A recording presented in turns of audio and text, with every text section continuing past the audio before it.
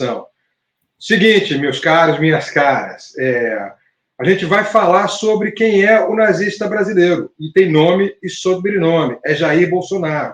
Eu vou chegar lá com 7 explicações teóricas para vocês. Eu podia dar 80, mas eu vou me resumir a 7 explicações teóricas, porque é o que cabe aqui no tempo do programa, viu, Ana? Mas eu podia dar um curso inteiro aqui na UF sobre o nazismo e o fascismo de Bolsonaro, relacionando com questões práticas que são muito prementes. Eu vou fazer só 7 delas. Eu preparei 2 textos e 5 prints, viu, Ana? E a gente vai comentando. O primeiro print primeiro 2 textos e 5 prints. Primeiro eu vou mostrar os textos. Eu queria botar um texto com a frase de Lula e um complemento dessa frase. Gui, coloca na tela o texto número 1. Então aí, é o que o Lula falou, que você disse. O que está acontecendo na faixa de Gaza e com o povo palestino não existe em nenhum outro momento histórico. Aliás, existiu quando Hitler resolveu matar os judeus. E aí ele continua, o Lula. Por isso que está entre aspas. Não é uma guerra entre soldados e soldados. É uma guerra entre o exército altamente preparado e mulheres e crianças. Alguém consegue discordar disso? Alguém consegue discordar que um exército treinado, um dos melhores do mundo, está matando crianças deliberadamente? Está tendo alvos em hospitais, alvos civis. Foram 30 mil mortos, desses 30 mil, mais de 10 mil são crianças na faixa de Gaza. Como não se indignar como isso? Se isso não é genocídio, o que mais é? Quando você mata as crianças de uma determinada etnia, quando o ataque é direcionado a essa etnia, se isso não é uma prática nazista, como os nazistas fizeram com os judeus, o que mais é? E é por isso que o primeiro-ministro se incomoda tanto, porque ele sabe da influência de Lula na comunidade internacional. Sabe que depois dessa frase, continua lá no texto, pode continuar, Gui. Depois dessa frase, a percepção vai mudar como mudou na frase do Saramago. Quando o escritor José Saramago falou a mesma coisa que o Lula, e também foi declarado persona non grata Israel. Lembra, Ana? Os livros de Saramago, Prêmio Nobel de Literatura, foram proibidos em Israel, porque ele falou a mesma coisa e tinha razão. Já naquela época, Israel massacrava o povo palestino. E hoje, esse massacre é um genocídio, porque realmente se matam crianças. Então, e realmente concordando com a Ana, o cadáver político de Israel, que é o Netanyahu, ganhou uma sobrevida com isso. É por isso que ele está reagindo. Para ganhar uma sobrevida política, ele tem escândalo de corrupção, ele sai, assim que terminar o que eles estão fazendo, ele vai ter que sair do governo. Por isso que ele continua com esse massacre, com esse genocídio. Pode tirar, Gui. Então, para começar, pode tirar a tela. Essa é só um resuminho para mostrar a nossa indignação com esse covarde que é o Netanyahu e o que ele faz com o povo palestino. Não pode. Agora vamos mostrar, Ana, pelo menos 7 provas para vocês, 7 conceitos básicos de que o nazismo e o fascismo têm nome e sobrenome no Brasil, e esse nome e sobrenome é Jair Bolsonaro. Coloca na tela, por favor, Gui, o texto 2. Não, antes disso, Gui, texto 2, que eu falo lá entre nazistas e Bolsonaro. Isso aí. Vamos lá, Ana. 8, botei 8 ao invés de 7, que são básicas. Eu dizia, posso colocar 80 para explicar isso. Número 1, inventar inimigo comum. Técnica nazista que foi, por exemplo, usada contra os judeus. Então, os judeus eram os inimigos da Alemanha nazista, e aí se extermina os judeus. Os comunistas eram inimigos da Alemanha nazista. Colocaram um incêndio no hashtag no parlamento alemão para poder perseguir os comunistas e os socialistas com absoluta falta de critério e fora da lei. Não é o mesmo que faz o Bolsonaro? Inventa o inimigo comum aqui, todo mundo é comunista, né? Todo mundo que é contra o que eles pregam é comunista, é um inimigo comum o tempo inteiro. A cultura, os jornalistas, os artistas, todo mundo da comunidade artística é inimigo. Então, é o inimigo comum, passa a ser o vagabundo. Número 2, a xenofobia, inclusive interna, né? Hitler fez isso na Alemanha. A xenofobia não era só contra o judeu, contra o estrangeiro, é contra aquele que não era ariano, era interno. Então, qualquer um que morasse na Alemanha, fosse um pouco mais escuro, né, negro, moreno, seria não é isso que o Bolsonaro faz? Não é isso que ele faz com os nordestinos? Xenofobia interna, inclusive, quando ele ofende os nordestinos, quando ele vai para uma reunião e fala todos aqueles paraíbas lá do Nordeste, o pior é o do Maranhão, se referindo ao Dino, lembra? Xenofobia interna. E aí leva ao terceiro ponto, que é a superioridade da raça ariana.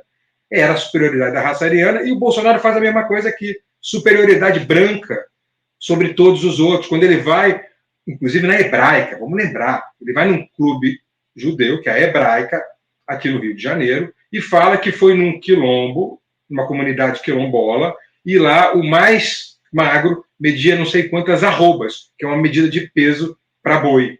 Então, ali ele mostra todo o seu racismo. Né? 4, a linguagem, que é feita por neologismos e ressignificações. Eu sempre recomendo aqui a leitura do livro do Viktor Klemperer, A Linguagem do Terceiro Reich, publicado em 1946. O Viktor Klemperer era um judeu, professor titular de uma universidade alemã, foi jogado para o gueto, casado com uma ariana, e ela levava os bilhetinhos dele para fora do gueto com as definições que ele ia escrevendo em pequenos papéis sobre a linguagem do Terceiro Reich. Isso se baseava em duas estratégias, neologismos e ressignificações. Criavam-se termos novos para o Reich e ressignificavam-se outros. Por exemplo, a palavra fanático na Alemanha era considerado herói. Um fanático era um herói. Não é a mesma coisa que faz o Bolsonaro? Ele não ressignificou a palavra direitos humanos para direitos de bandidos? Não criou neologismos na comunidade de direita, como petralha, esquerdopata? Você nunca ouviu a palavra direitopata? Vocês nunca ouviram, mas esquerdopata vocês ouvem. Isso aí é uma tática clara do nazifascismo. 5, a clássica de Goebbels. Goebbels, o ministro da propaganda de Hitler. Repetiram a mentira até virar verdade. Quantas vezes o Bolsonaro fez isso? Tentou fazer isso com a Covid, dizendo que era uma gripezinha. Tentou fazer isso com a cloroquina, matou milhares de pessoas. Né? Então inventa uma mentira até virar verdade. 6, atacar o interlocutor e não as suas ideias. Quantas vezes eu fui na Jovem Pan debater com essa gente, debater com o Ricardo Salles, ele não me deixava falar e me atacava, dizendo que a minha camisa era feia, que meu boné era feio, né? Outras coisas mais, atacando o interlocutor, que eu era um professorzinho de universidade. Né? 7, práticas genocidas que o Bolsonaro fez na pandemia, principalmente com as comunidades indígenas, onde não chegaram vacinas. Né? Não é essa prática genocida que está sendo feita agora contra o povo palestino? Não foi o que o Bolsonaro fez, o que os nazistas fizeram? E 8, só para ficar em 8, eu podia ficar 80 aqui, formação de milícias. As SS nazistas, que vieram das SA nazistas, primeiramente, se tornaram a grande milícia alemã que constrangia qualquer opositor. Aqui no Rio de Janeiro, a gente tem milícias bolsonaristas. A gente já mostrou uma matéria aqui em que a ABIN, sob o comando de Bolsonaro, entrou em comunidades aqui para infiltrar policiais militares para dominarem locais de milícias. Eles têm as suas milícias. Se Bolsonaro estivesse no poder nesse momento, a gente estaria dentro de uma ditadura e essas milícias agiriam para constranger todo mundo, inclusive nós que estamos falando aqui. Então, são 8 pontos básicos para dizer que nosso título não está errado, gente. O nazismo brasileiro, ele tem nome e sobrenome e é Jair Bolsonaro. Pode tirar, Gui. Agora sim, vamos mostrar alguns prints, Ana. Vai me interrompendo quando você quiser, porque eu estou pistola hoje. Eu não estou aguentando, não. Eu estou pistola com essa... Mas já vi no chat. Depois eu vou trazer os chats aqui para gente. Eu não estou nem lendo o chat, gente, vocês me desculpem, porque eu estou muito pistola com essa gente querendo deturpar a situação. Agora, vamos mostrar alguns prints para mostrar Bolsonaro perto dos nazistas. Mostra aí print número 1. Print número 1. As 11 vezes em que o bolsonarismo flertou com o nazismo. Não dá nem tempo, gente. Já são 11h20, a gente tem um convidado 11h30, mas aí vocês têm aí o link. Vão nessa matéria e vejam, são 11 vezes práticas. Essa foto aí é o Bolsonaro com aquele personagem de um filme, um documentário, ficcional, mais documentário, que mostrava Hitler voltando. E as pessoas adorando na Alemanha. E o Bolsonaro foi lá e tirou uma foto com o cara. Perfeito, né? Bota lá o número 2. Print número 2 é uma carta do Bolsonaro. Olha, pesquisador encontra a carta de Bolsonaro publicada em sites neonazistas em 2004, gente. 2004, o Bolsonaro flertando, publicando suas cartinhas e sendo aceito nas comunidades neonazistas. Carta e banner que levava a sites de Bolsonaro reforça a ideia de que base bolsonarista é neonazista. A gente nunca teve dúvida, mas estou aí só mostrando alguns casos. Vamos no print número 3. Print número 3, a amigável relação da família Bolsonaro com a neta do ministro de Hitler. A primeira-dama elogiou o deputado alemão em publicação no Instagram. Ele nunca escondeu isso, gente.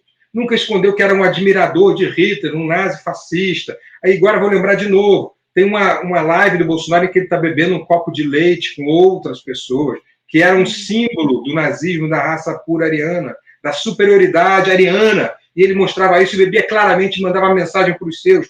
Bolsonaro dizia: aqui vocês têm um amigo nazista, aqui vocês também têm um nazista. E quando o Felipe Martins fez esse símbolo aqui, White Power, isso aqui é WP de Power, White Power, atrás do presidente do Senado, mostrando que estava defendendo a supremacia branca. São uns grandes caras de pau, esses sujeitos. São nazistas mesmo e são fascistas. Fizeram isso, deram demonstrações. Vamos ao print número 4, que prova definitivamente a convocação para o ato cívico, está entre aspas, claro, pelo UOL. É o UOL que está dizendo, pró-Bolsonaro em São Paulo. Os grupos neonazistas estão todos convocando. Por que será? Por que será que os neonazistas estão convocando para ato? Porque não gostam do Bolsonaro ou porque se identificam com o nazista de Bolsonaro? Obviamente, porque se identificam, né? Então, perdoe por eu estar aqui pistola. Vou continuar denunciando isso. O nazismo tem sobrenome. Nome e sobrenome no Brasil e é Jair Bolsonaro. E para terminar, Ana, para dar mais tempo vocês poderem comentar, vou só mostrar aqui um vídeo do Flávio Bolsonaro. Porque o Flávio Bolsonaro, meus caros, espera aí ainda, Gui. O Flávio Bolsonaro, ele simplesmente fez, a analogia que ele fez sobre os presos de 8 de janeiro foi igual. Ele disse que os presos por aqueles atos de golpistas do 8 de janeiro, ele comparou ao Holocausto. Eu não vi Netanyahu falar nada. Eu não vi ninguém da comunidade judaica falar nada. Ele fez a mesma coisa. Ele comparou ao Holocausto. Mostra o vídeo, Gui, por favor. Milhares de pessoas nos dias 8 e 9 de janeiro foram feitas nos moldes nazistas. Eu já tive a honra e o privilégio de visitar o Museu do Holocausto em Jerusalém, em Israel. Quem não teve essa experiência ainda, faça o possível para ter, para saberem qual é o tamanho do grau de maldade e crueldade que alguém pode impor a uma pessoa próxima, né, um ser humano na vida.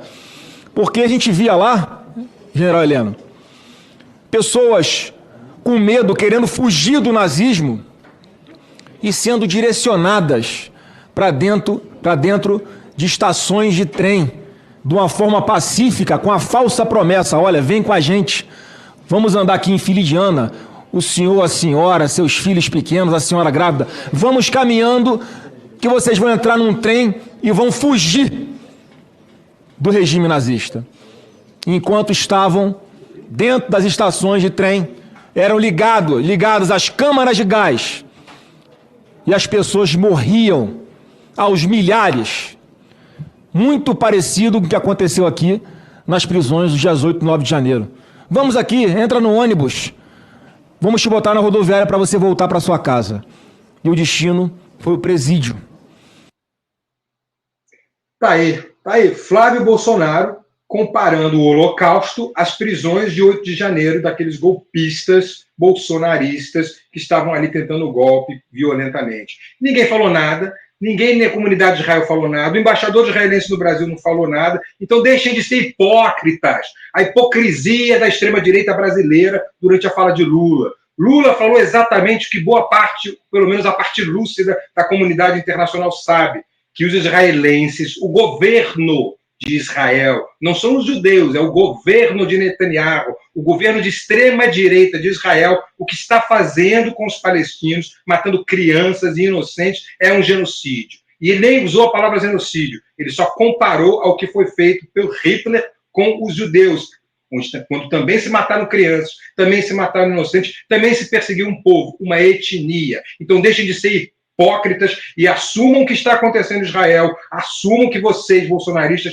são nazifascistas, e eu expliquei tudo isso com detalhes aqui. Vocês viram 8 pontos das práticas nazistas que são idênticas às práticas bolsonaristas. Foi apenas a palavra de um professor universitário que pesquisa o assunto e que está falando aqui em termos práticos e teóricos. Não é sem embasamento não, Ana. O que a gente mostrou aqui foi a prática. Eu finalizo por aqui e finalizo com a frase que está no começo desse programa. Nazismo tem nome e sobrenome no Brasil. É Jair Bolsonaro.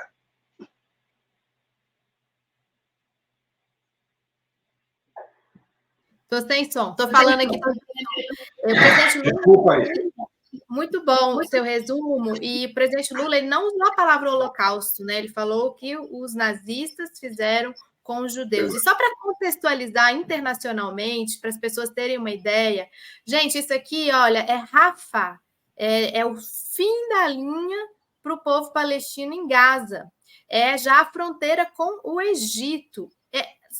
Acho que o pessoal lembra, porque a gente falou muito aqui nos nossos programas, de como Israel falava assim, vão para o sul, como dizendo que isso era uma forma de proteção dos civis, enquanto eles castavam, digamos assim, o Hamas em Gaza. E olha só, hoje essa região é a região em todo o planeta mais densamente ocupada. Essa é uma imagem aérea de como virou um acampamento enorme. Então, essa fala do presidente Lula, por que ela teve tanto impacto internacional? Porque ela está acontecendo exatamente agora que o governo de Israel está dizendo que vai entrar para massacrar mesmo essa população. Existe um impasse. Israel estaria pressionando o Egito a abrir a passagem para que as pessoas saiam. Imagina, Felipe, se essas pessoas saem, se em algum momento Israel vai deixar com que eles retornem. É a nova Nakba. O que é a Nakba lá de 47, 48? A expulsão de mais de 700 mil palestinos que até hoje têm chaves. As famílias têm as chaves das suas casas e nunca tiveram direito ao retorno. Inclusive, aquela agência da ONU, a UNRWA, ela existe por conta, já há décadas, por conta desse direito ao retorno. Então, não à toa agora ela foi retirado o financiamento, foi destruída a sua infraestrutura, seus funcionários foram mortos, porque só a existência dessa entidade já quer dizer que é porque os palestinos têm direito ao retorno. E a fala do presidente Lula teve muita repercussão internacional, viu, Felipe e comunidade? Olha aqui a Reuters falando, Israel está insensado, né? Israel se incomodou depois da fala do presidente Lula, ligando Gaza a situação de Gaza ao Holocausto. Aqui a agência Press, AP, Israel, Netanyahu tem atacado o presidente Lula, né, o presidente brasileiro, por comparação de Gaza com o Holocausto. O presidente do Brasil, esse aqui é o do New York Times, presidente do Brasil furioso com Israel, Brazil's President angers Israel after comparing, ou seja, o Israel está furioso com o presidente Lula pela sua fala.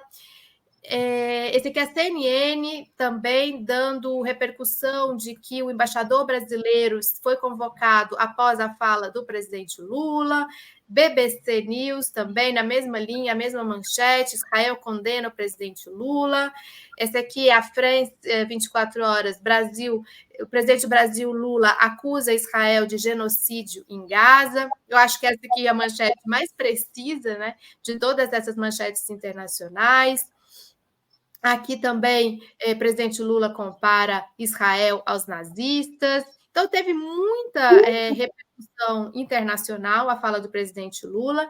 Isso incomodou muito Israel, porque justamente agora, lá no Fórum Global, a gente já tinha contado, semana passada, Macron ligou para o Netanyahu, teve fala, inclusive, do governo dos Estados Unidos com Netanyahu por conta da situação em Rafah, o secretário-geral da ONU também, durante esse final de semana, nas reuniões tanto da Liga dos Países Árabes, como na reunião da União Africana, que foi lá na Etiópia, onde o presidente Lula estava.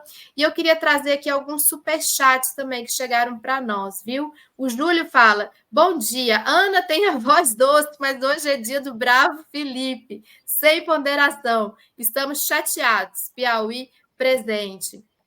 Independente da minha voz, viu, Júlio? Eu também estou muito brava. Olha só, Lula incomodou Israel porque sua voz faz eco mundo afora. Exatamente, Maria, como a gente mostrou.